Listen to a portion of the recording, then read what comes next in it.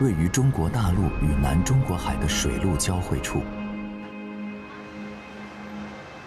约33平方千米的陆地面积，被1250多条街道编织成了一张细密的网。这里是名副其实的澳门街。目不暇接的美食隐藏在方寸之间的小街窄巷里，夜以继日，安静且茁壮地生长。靠脚步穿行其中，稍不注意，您可能就错过了那口地道的澳门之味和味道背后大隐隐于市的传奇故事。所以本地人常说，好食不过澳门街。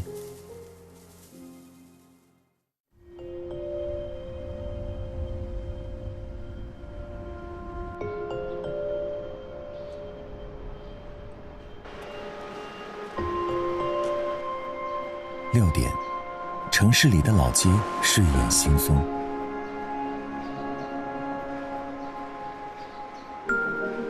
营地大街，这条南北走向的狭长街区因军队扎营而得名，是葡萄牙人获准在澳门活动后驻乌经商的首个选址。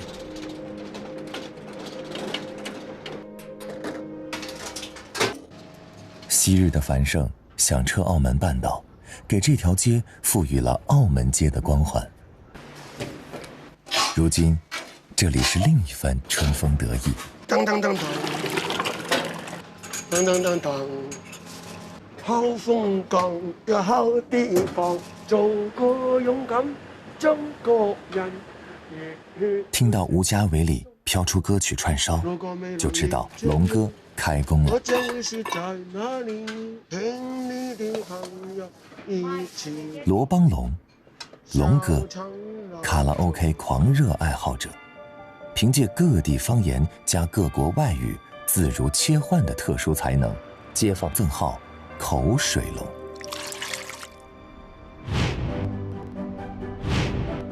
他工作的地方就是这大约2米宽的狭窄横巷，摆上桌椅，只容得下龙哥一人泡汤。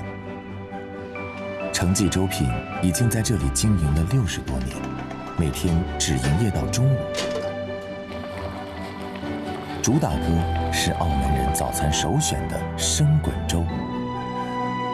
所谓生滚，就是用熬好的白粥做底，滚出各色荤食内脏而成的花式粥。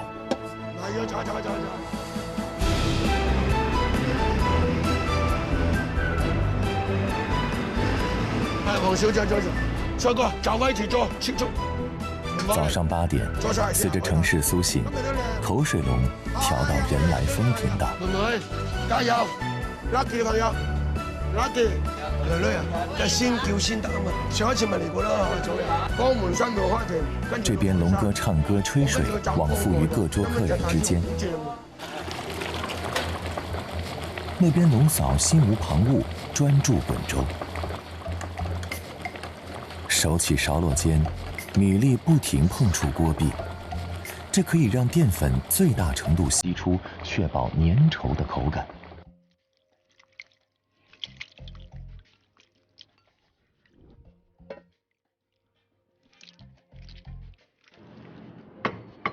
摊档空间虽然狭窄，粥的花样却绝不狭隘。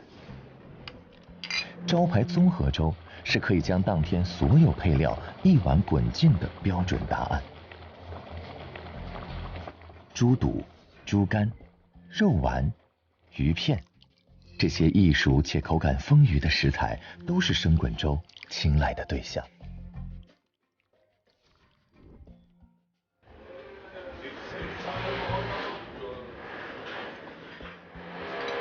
即使是喝粥，澳门人也讲究搭配。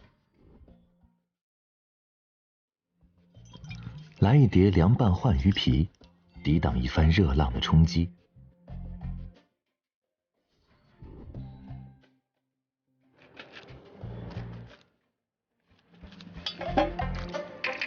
或者加入一根油炸鬼，感受金刚钻与绕指柔的对决。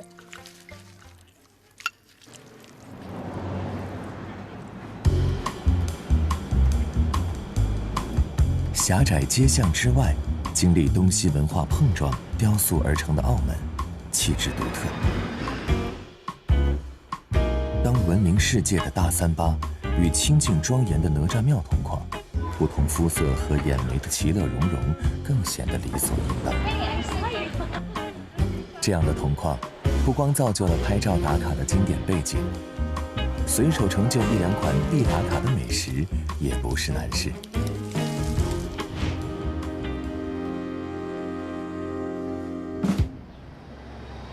在曾经的葡国海岛市政厅与中式天后宫之间，它应运而生。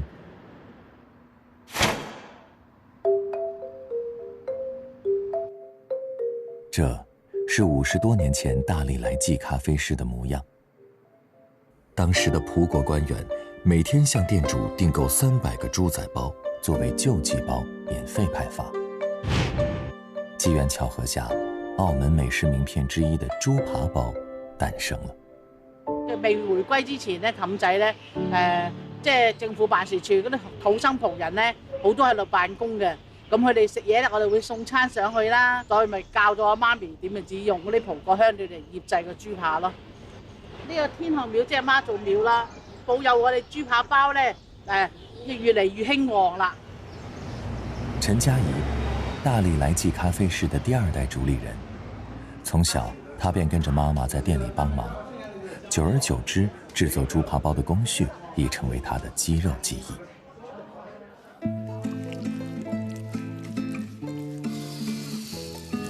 在葡萄牙人眼中，一日3餐的精氣神全在一盤麵包上。這樣絕對西式的飲食偏好，使得澳門的街頭巷尾充滿了烘焙後小麥的香氣。豬仔包被認為是法國長形麵包的短版本，實際上它是出自本土茶餐廳的智慧發明，因為外形酷似一隻貪睡的小豬而得名。成就風味的元素簡單，水、麵粉和酵母。坐坐停停的節奏很重要，好的麵團會呼吸。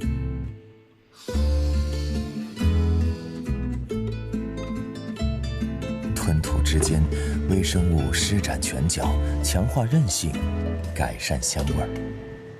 到今日咧，我哋都係堅持用手製作嘅。同埋我哋嘅包嘅密度咧夠，所以一個包咧而家等於人哋出邊2個包咁重。你食一個包已經好夠份量。進入烤爐前，噴水為麵團保濕，為的是減緩烤製中硬殼形成的速率。筆直地劃上一刀，講究破皮不破肉。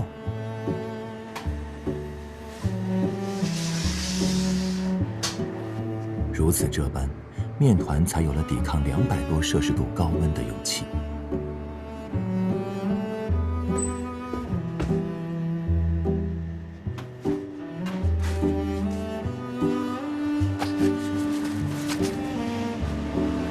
纺锤形的豬仔包是標準的一人食，硬核的外殼下，一片柔軟的心，翹首以盼豬扒的來臨。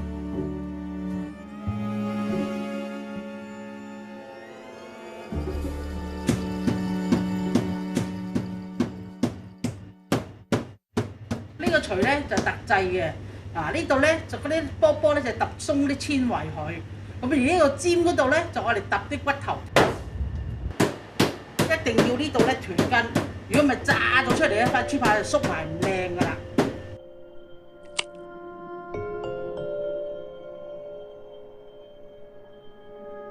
為了追求優雅的餐桌禮儀，葡萄牙人的麵包裡加的是不帶骨頭的豬肉片，但嘉怡的媽媽深知帶骨的肉才有滋味，於是豬扒包裡被植入了中式基因。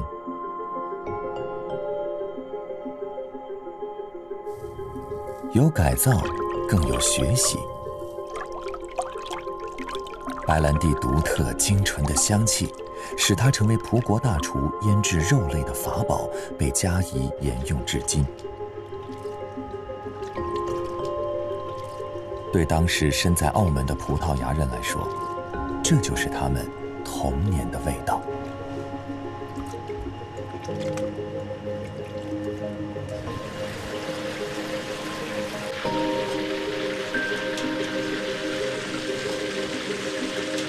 猪仔包干香，猪扒肉多汁，互为补充，相得益彰。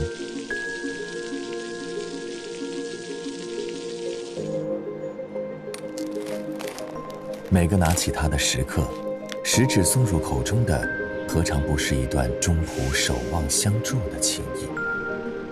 中國嘅媽咪同葡國嘅土生葡人，所以一個係一個比較代表澳門嘅食物。所以你唔嚟澳門唔食個豬扒包，邊人嚟過澳門啊？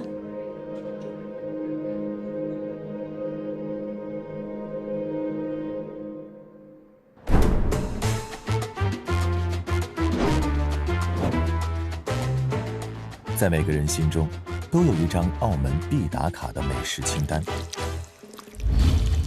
合并同类项，想找出其中不约而同的那些，难度系数很低。恐怕在豬扒包之前，還有一個霸道 CV。嗰陣時有好多葡萄牙人喺澳門啦，咁我爸爸都係英國人，佢嚟咗澳門定居之後咧，咁佢都掛住屋企嘅嘢食，咁佢就諗，葡國人有咩甜品我可以做俾佢哋咧？咁佢就試做呢個葡式蛋撻俾佢哋啦。咁但係當時嘅葡國人就話：阿鬼佬，呢個唔係葡式蛋撻喎。咁佢話係嘅，因為我英國人 base on 我哋英式嘅 custard。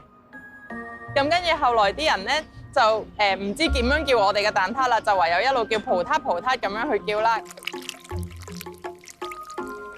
葡萄牙人酷愛甜點，蛋撻是最鍾情的那個。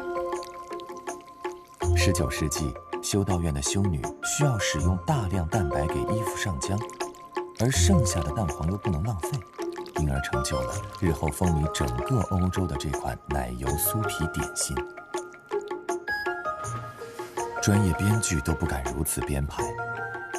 一位因工作定居澳門的英國小伙子安德魯，在借鑑了粵式燉奶和英式甜點的做法後，改良了麵粉、蛋液和奶油的比例，創造出了澳門獨有的蛋撻，但它叫做葡撻。這樣的來龍去脈、糾葛纏繞，讓澳門葡撻屹立於美食江湖 C 位多年不倒。撻源自音譯，指那些餡料外露的餡餅。無論成名於何處，葡萄牙一定是蛋撻的故鄉。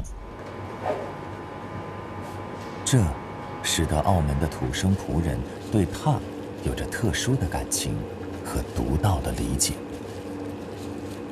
蛋撻咧本身係做甜啦，我自己就中意食偏鹹，即係鹹嘅嘢你食。即係好似食個飯咁，你可以食多啲，但係甜嘅嘢始終會漏。一番慣例操作，用牛奶浸泡之後的馬介休魚瞬間改換了樣貌。炒製後鹹度適中，奶香濃郁。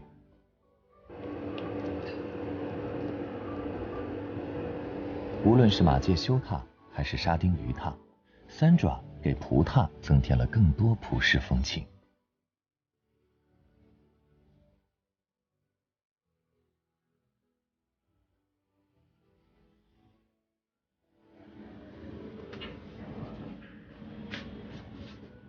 對於長期以來處於中西交流前沿的澳門、廣東一帶，粵廚怎會在較量中耐得住寂寞？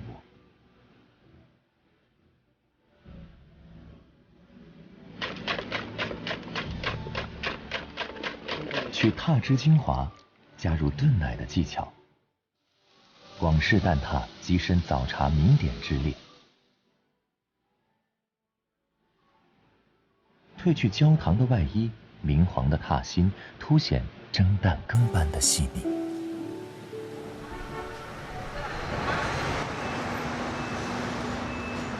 到澳門打卡經典的人群中，經常星光熠熠。比如佔據關野街黃金位置的莫弈記，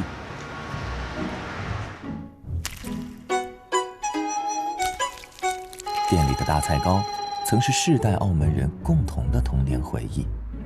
如今吸引各方食客纷至沓来的是这小小的一盒后起之秀。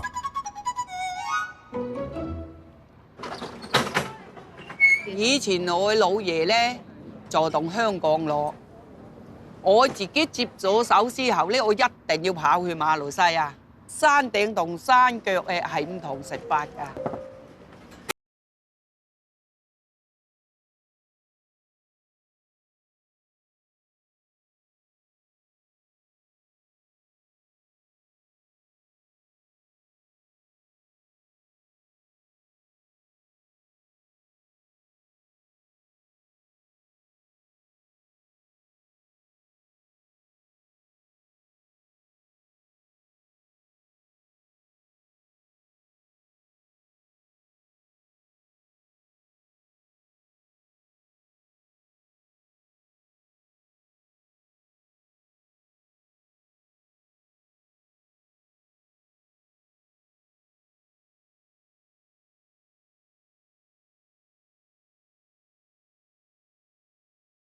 做嘢真係好快，因為我要掌握啲時間，掌握好個時間呢，個雪糕好食好多。雪糕想要好吃，窍门再加入热水，将葡萄糖和鱼胶融化于80摄氏度的水中，再加入榴莲肉搅拌均匀。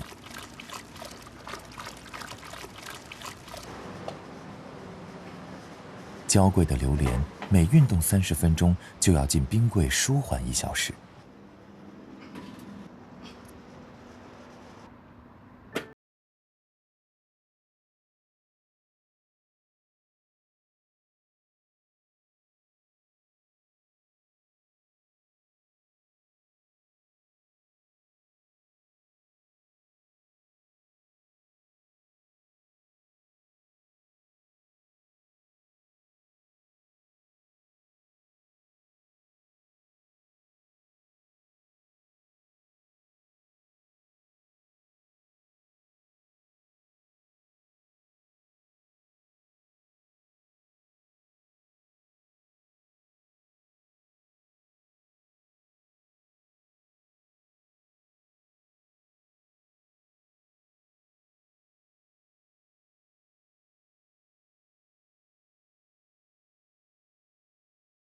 的还魂丹能让人瞬间回归平静。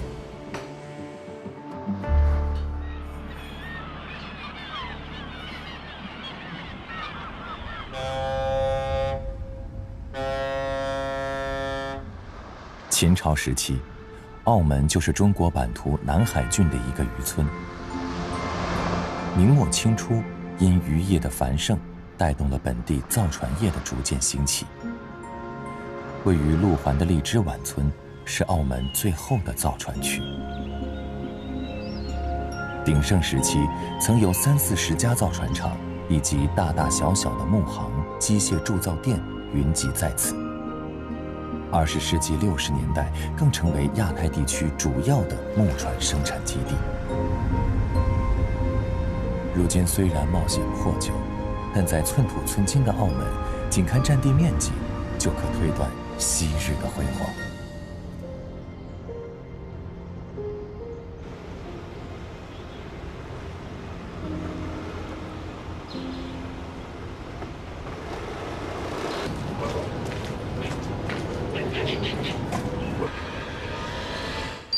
1970年，梁金汉跟随父亲来到澳门，第一份工作就是炙手可热的造船工人。如今虽然早已不再制船，但他坚持每天都义务去废弃的船厂安全巡查。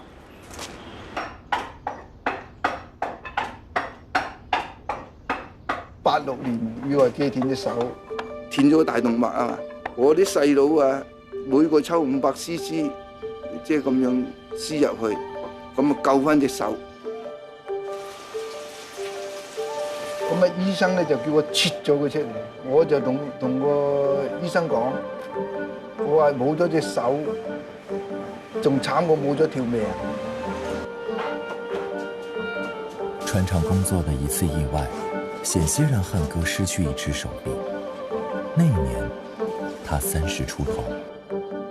天天去海灘度游水，咁咪想辦法啊，用咩方法練隻手，咁咩都用盡啦，即係咁啦。苦練咗4年，嗰個院長同我講，佢捉住我手同啲人講，佢係奇蹟啊！拒絕截肢，拼命復健，漢哥創造出了他人生中第1個奇蹟。為了養家糊口，1990年，他在船廠附近開了這家咖啡店。話90年話好多船做噶嘛，咁好多工人啊嘛，咁我啲工人見到我咁，佢都嚟幫襯我飲支汽水啊，等我賺多少生活噶嘛。所有人都不會想到，如此鼎盛的船廠有一天也會沒落。而漢哥與他人生的第2個奇蹟不期而遇，咖啡店火了。我開店就8點，有時啲人客或者7點多鐘就來啊，有時就。讓本地的居民，甚至來自世界各地的遊客慕名而來的，正是這一杯必須打足400下的手打咖啡。熱咖啡喝下去就感覺總體更加醇厚一點，然後冰咖啡的話就感覺更加爽口一些，感覺不到這個是普通的咖啡粉做出來的。一勺白糖，一勺最廉價的速溶咖啡粉，一勺水，在快速攪拌中，三者形成穩定、不易碎裂的氣泡結構。如果你打發過蛋清或奶泡，就不難理解其中的奧秘。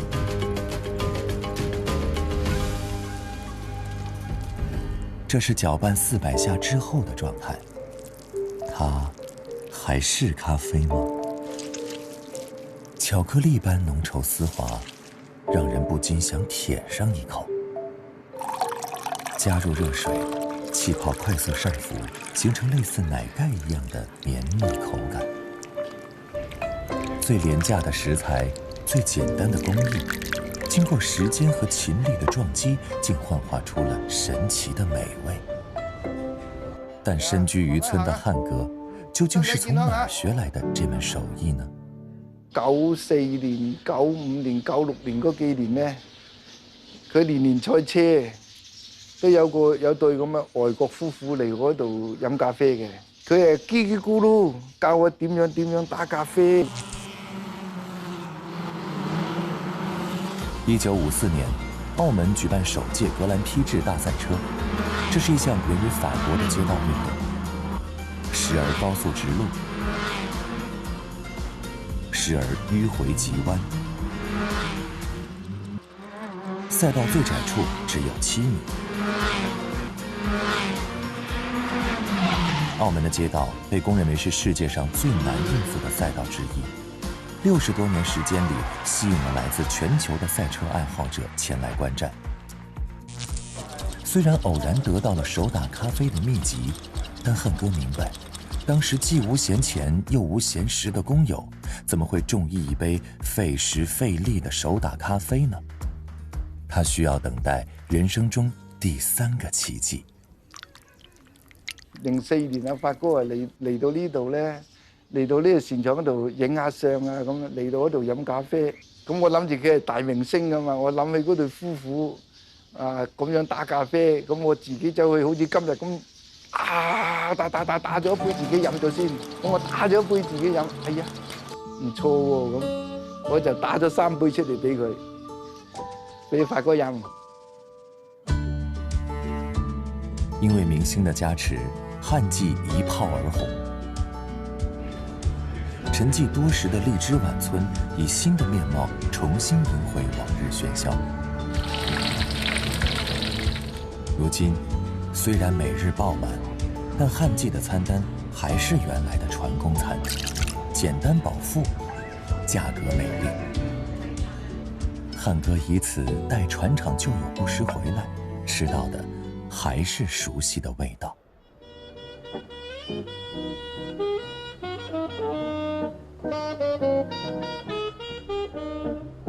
被中西文化浸潤着，澳门人悠闲的生活里离不开咖啡。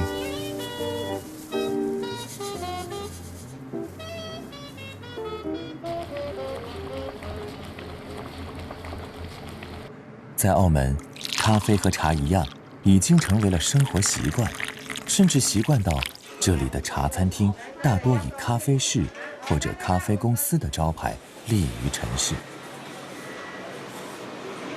然而，招牌之下藏不住锋芒，内核是中国味最熟悉的粥、粉、面。竹升面，广府最经典的传统美食，民国时期便流行于广州西关一带。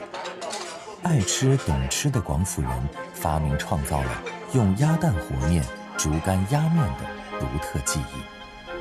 我哋澳門嘅天氣咧，同我哋打面咧個影響都會好大嘅。因為點解咧？因為澳門咧係沿海啦，佢嗰啲天氣咧係好反常啦，有潮濕啊，咁冬天啊又會好乾啊咁樣。咁你個面，我哋時間一定要控制得好好咯，起碼3年先可以熟，因為每一年都有4季。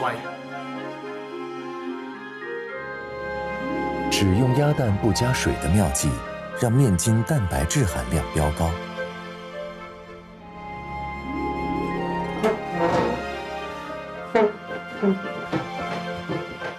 而每一次竹竿与面饼的接触，都让面的密度递增，韧性也隨之提升。好似呢支竹竿咁啦，佢跟咗我已經17年啦。咁我爸爸以前摁開嗰支啦，佢跟咗我都唔係好長嘅時間，喺7個月到8個月度啦，佢就自己裂開咗啦。開頭新嘅竹竿就似人一樣啦，你同佢培養感情啦，佢係凹凸不平㗎，大家去磨合。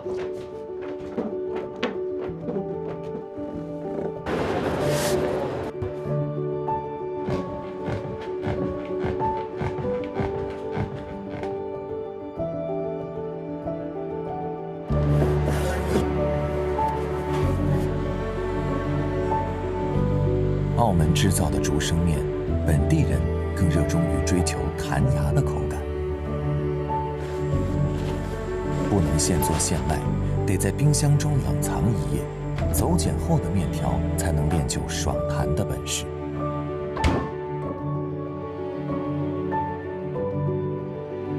爽是吸面时的流畅，弹有皮筋断裂般的力道。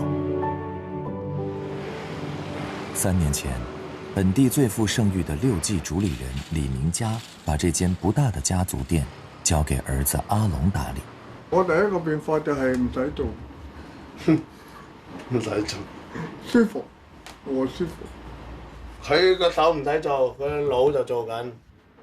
成日問你嗰樣嘢啊，問你嗰樣嘢啊，點啊嗰啲嘢點啊，你做成點啊嗰啲，即係佢會擔心，佢就即係佢個心咧就離不開呢度，始終。这是这家兼具咖啡室和茶餐厅的街头店传到的第3代。虽然退居2线，但每天以散步的名义，明哥还是會到店裡看上一眼。我爸爸有個成語，即係成日講啊，如果你做咗出嚟嘅食物咧，味勝招彰啦，咁你就成功咯。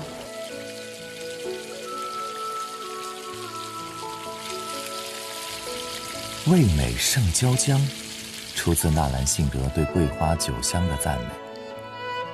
明哥从17岁入行做面开始，就谨记父亲的要求，即使是最普通的一碗面，也要做出极致的味道。用心之下，6记也迎来了辉煌。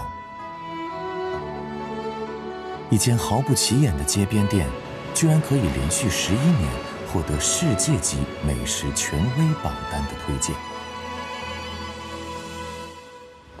第1屆澳門美食節，我而家係為名譽而戰㗎。佢都要以前咧，阿爸爸就咁啦，阿媽咪就咁啦。散步之餘，要是遇上店裡炒蝦子，那明哥也會從旁指點1、2。蝦子是中式烹飪智慧創造出的提鮮劑。爆卵的鮮蝦，经历细筛烘干后，鲜味浓缩。可如此微小的体积，鲜与糊，也就是一线之隔。6季的虾子集合了国内外多个不同品种，有的求鲜，有的偏咸。民哥多年配比出的私家味道，为他家的竹升面注入了澳门气质。随着虾子颜色变深，据说表面也会变得光滑。能否感知这已是肉眼不可见的变化，是阿龙全盘接班的重要评判。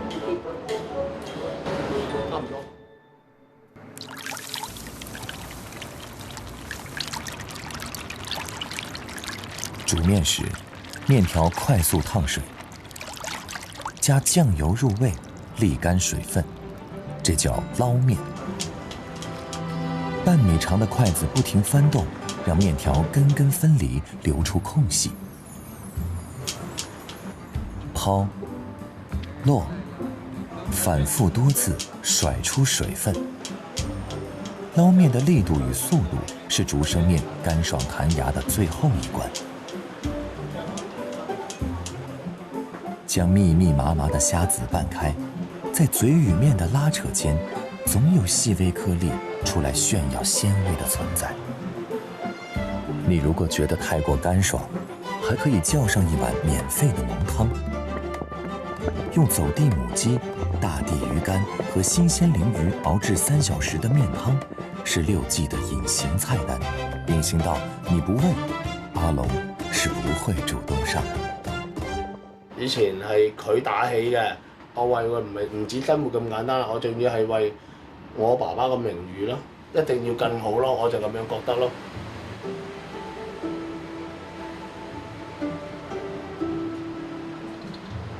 在澳門，許許多多的街邊店都是家族生意，平凡的食物卻帶着固執己見的態度，不懼喧囂，遠離誘惑，讓澳門儼然成為一座美食的博物館。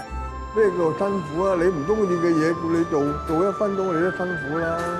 你中意嘅嘢做1年、做1日你都唔辛苦嘅。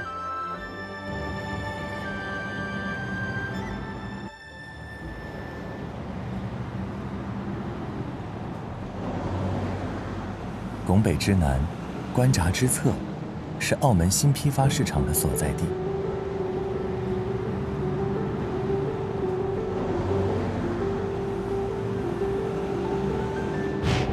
这座高11层的大厦是澳门百姓的菜篮子，蔬菜、水果、冰鲜、禽肉，甚至食材核检的化验所，都有规有矩地存在于不同楼层。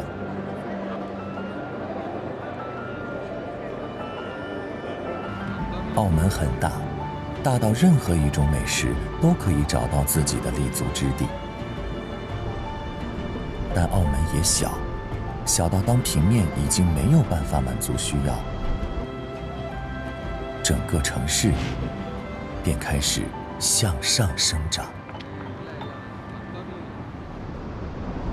更加亲民的菜市场在澳门被称为街市，这其中营地街市资格最老，已经陪伴澳门人生活超过120年。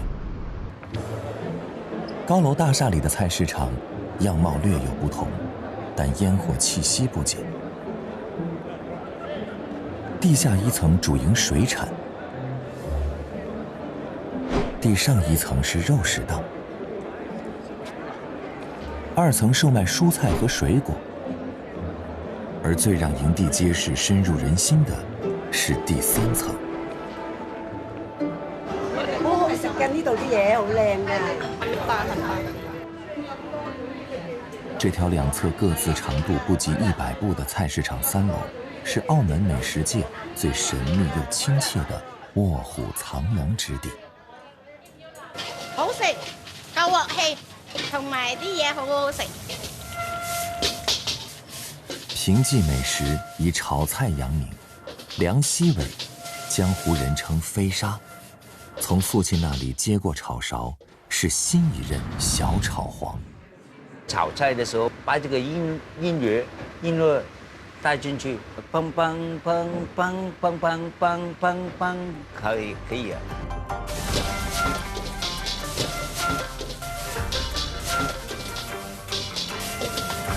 就是把这个心情放松，你造的东西出来就是好吃。干炒牛河是平记档口的金翠招牌。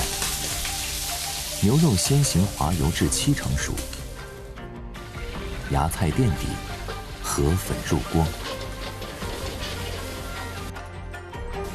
翻炒时，既不能让河粉相互粘连，又不能炒碎炒乱。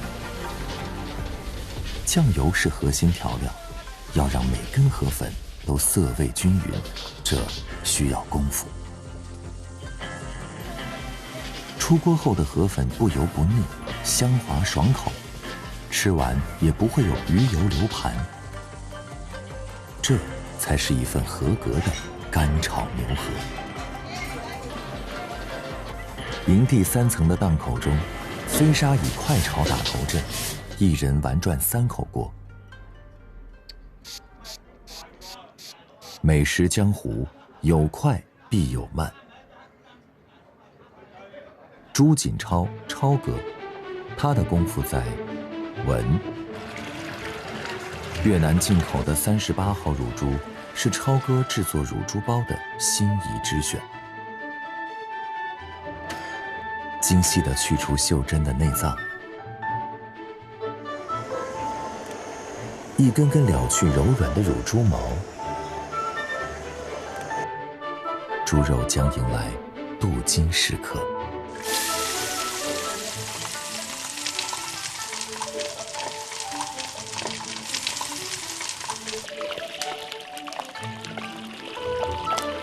乳猪炸到8成熟，便要放进冰箱冷藏，才能保证在炖煮的过程中皮肉不會分離。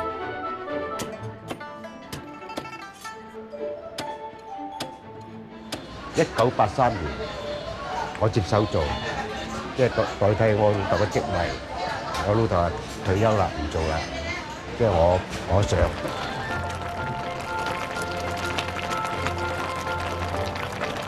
微火慢慢焖，超哥怡然自得。从开档到下班，他每天只需做1锅，边卖边喝酒，卖完就收摊。上桌前加入冬菇和炸腐竹，乳猪包兼具热烈与温润的节奏。老客们还会自带食材，在浓郁的乳猪包里尽情涮烫，如同回家吃饭一样。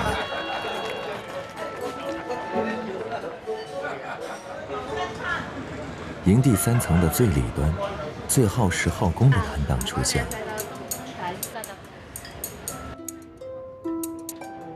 子记靠一碗清汤牛杂，造就了澳门牛杂界的传奇。摊主阮伟祥和妈妈一起经营子记20年，人氣一直爆棚。我爸爸都做咗40幾年，我都做咗20年，都係堅持用新鮮嘅牛雜咯，所以就同出邊有少少唔同。出邊食嘅牛雜，你哋會覺得係香料味比較重，因為我哋啲牛雜食落去咧就冇乜香料味，係比較清啲嘅，即係接近原味。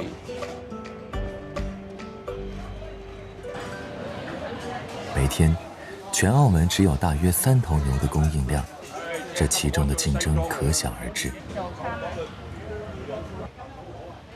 但憑借自己在牛雜界的名號，阿祥總有辦法拿到最全最好的料，偶爾還會有意外的彩蛋，比如眼前這個牛食館。比較軟嘅部分咧，我哋有留低嘅。硬嗰啲咧，我哋就唔要嘅，因為冇咁好食。呢個數量唔一定每一日都有嘅。牛食館，也就是牛的食道，由軟骨和肌肉組成。跟牛肚的脆彈、牛腸的爽滑相比，食管是嚼骨头的快感。北有卤煮，南有牛杂，内脏食材从来都不会因为出处而被怠慢。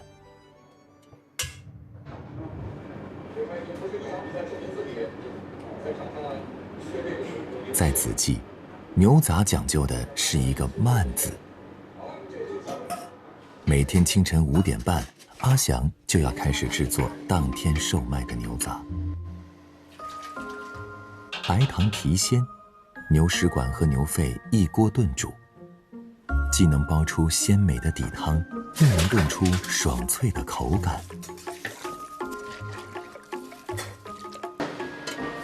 而另一口锅则口味稍重，秘制调料得加上1整瓶花雕酒和半桶生抽。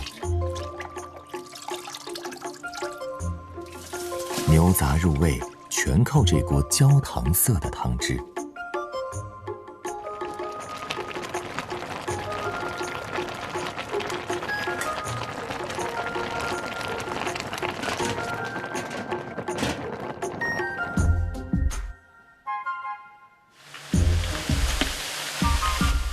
祥妈出场，负责为清汤牛杂熬制私房蘸料。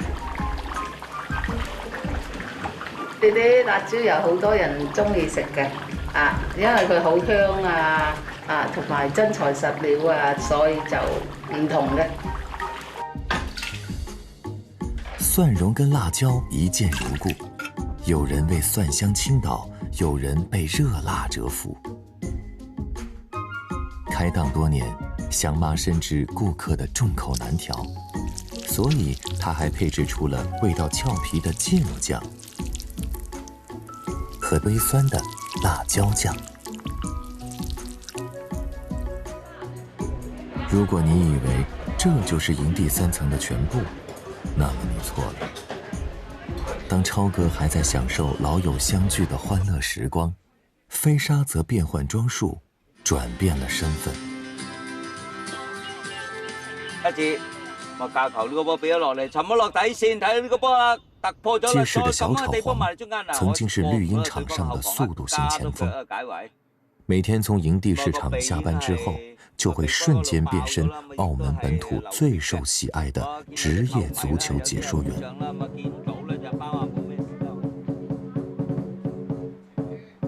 無獨有偶，牛雜王阿祥也自如切換角色。士山茄艺堂是澳门最早的武馆，也是阿祥从小练习舞狮的地方。如今，他是武馆的业务教练，希望将中国传统的舞狮技艺在孩子们心里扎下根。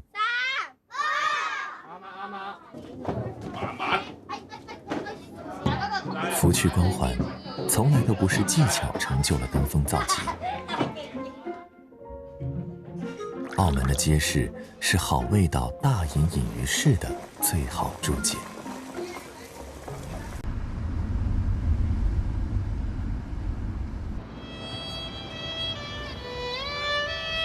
夜色拉黑，澳门街头的深夜食堂开始营业了。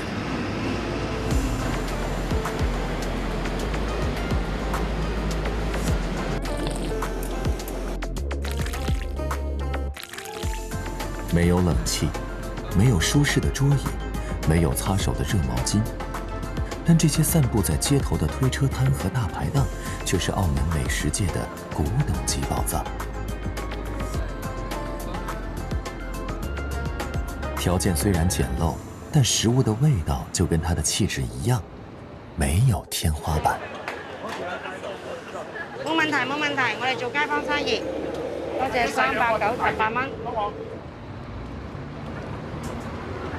星记大排档在美富江大马路的牧羊巷开了近70年，传到林国良手中是第2代。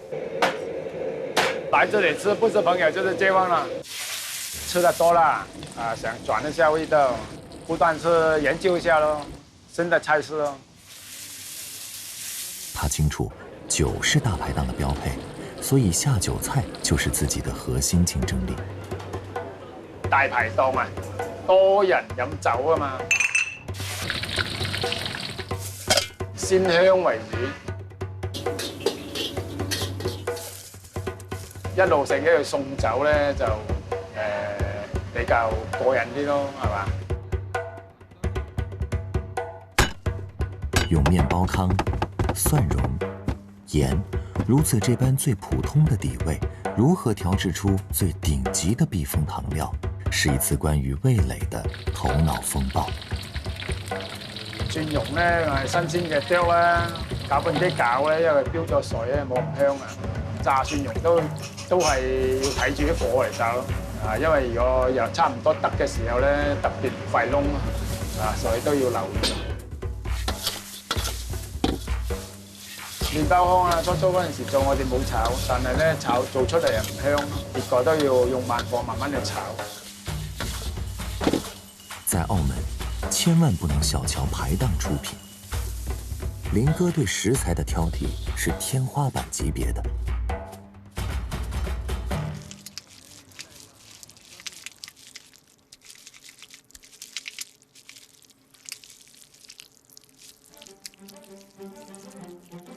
魚蔻是魚的結締組織，很多時候會連同內臟一起被清理掉。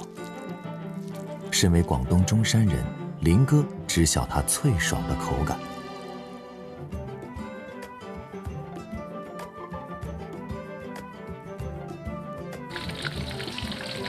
熱油劃過，為魚蔻定型，鎖住嫩度。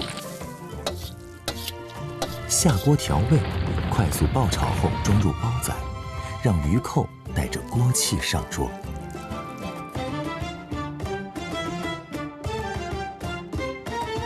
應該得返3、4間度啦，比例少啦。大家有時一張台啊，幾個人坐嘅，個個都唔識嘅。